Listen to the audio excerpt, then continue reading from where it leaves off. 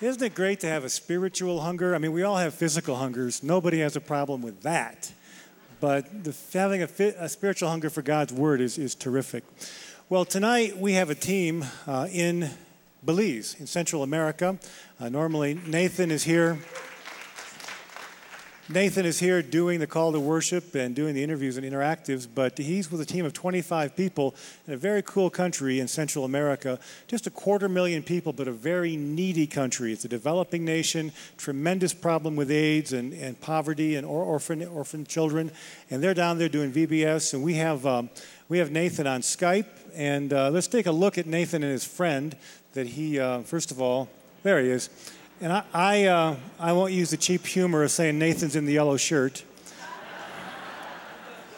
But that is Chico, who is a world-famous monkey who works for the Belizean tourist ministry down there. Nathan, are you with us? Yeah, I'm here. Well, greetings. Say hello to the Bible at 30K, Nathan. Hey, guys, from Bible from 30,000 feet, and welcome to the Bible from 30,000 feet. I didn't get to say that tonight, so I had to say it just now. Great.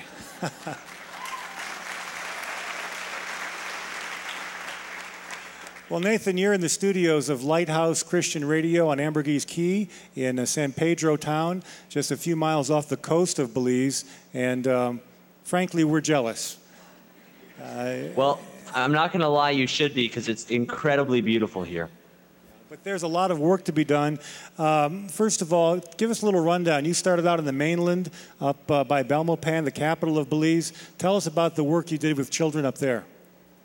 Yeah, well, we were working with Amazing Grace Fellowship, which is a church in the Mennonite community of Spanish Lookout. And they actually watched the Bible from 30,000 feet several months behind when we do. But it's a really cool fellowship out there of Germans out in the middle of the jungle, so it's kind of odd. But we were working out there with them, and we were doing a VBS for them with the villages around the area, a village called Los Tambos, Salinas, and the other one isn't coming to mind right now, but San Marcos, I think. But we were doing a VBS for them out there, and we had over 200 kids end up coming out for the VBS, and it was really incredible. We were teaching through prayer, and kind of our mantra for the week was you can pray anywhere, anytime, anyway. And we had, by the end of the VBS, we had all the kids chanting that as they were leaving the church. So it was pretty awesome. That's terrific. Now, did you really say Germans in the jungle? Is that what you said? Yeah, it's really weird. You know, you're driving in the middle of the jungle and you expect to see like people in loincloths or something, and then you end up driving into a big German community with dairies and poultry farms, and they're Mennonites, so they're very similar to Amish people, but it's really random to see them out there in the middle of the jungle. But yeah, it's a really, really big German community out there. I know we have parents here or online. Let's take a look at the team one more time. I'll put that shot. There we go. All right.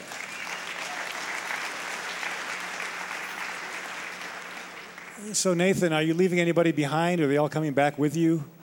Well, I'm sure a lot of them would love to stay behind, but we are taking them all back with us. You know, everybody's safe. It's been a great trip. The students have really, really, endured some hard, some trials, but, they're doing a great job, and everyone's safe. No one's hurt, and it's really been incredible. You know, God has been, through this trip, not only ministering to the people here in Belize, but also to the students, and we've really seen their actions and their character change as God's been stretching them and growing them, and it's been really incredible to see that. Well, it's been great to see a number of teams go down over the years. Your dad's been there doing outreach. We've worked with Clive there at the radio station. So we're seeing a work that's getting deep roots. Pat Lindsay from Global Adventures is down there full time. You spend time with Pat, I'm sure. Yeah, I spent time with Pat, and I'm actually in the radio station right now with Clive. He's sitting next to me. But yeah, doing a lot of work with the mission teams out here, and it's really just a great time here on Belmopan and then also in San Pedro. Just really fantastic ministry, fantastic opportunities that are going on here. It is a beautiful place to be, but there's deep need in Belize, Nate. There's a tremendous drug problem. They're contingent to Guatemala. There's also a tremendous problem with single parenthood, and you've been able to meet some children on the island. Tell us about your work with the preschool there in San Pedro.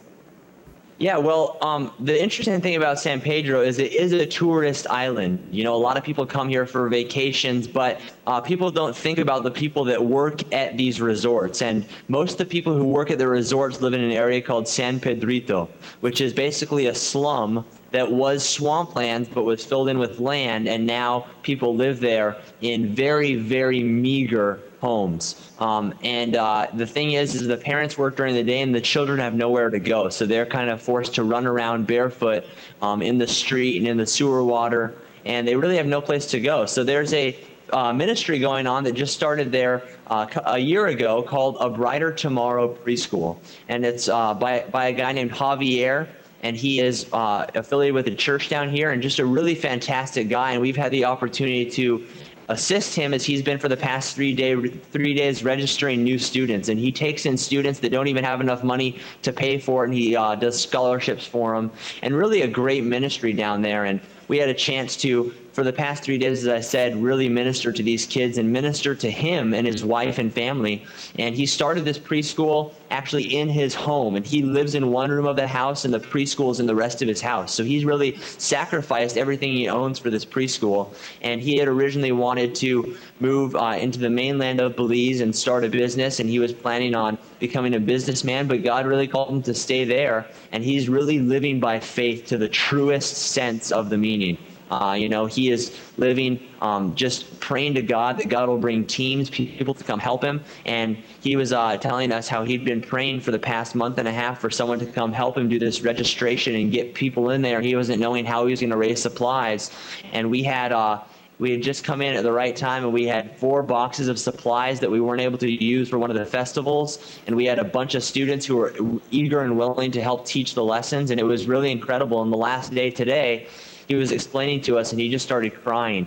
And he was really broken at the thought that our God, who is so big and so mighty, would think about each one of us individually. And it was really incredible. And what an awesome ministry going on down there. Well, Nate, that's really great. We've got to say, we're proud of you. Glad you went down to Belize, and come back safely. All right. Awesome. Thank you, guys. Good night.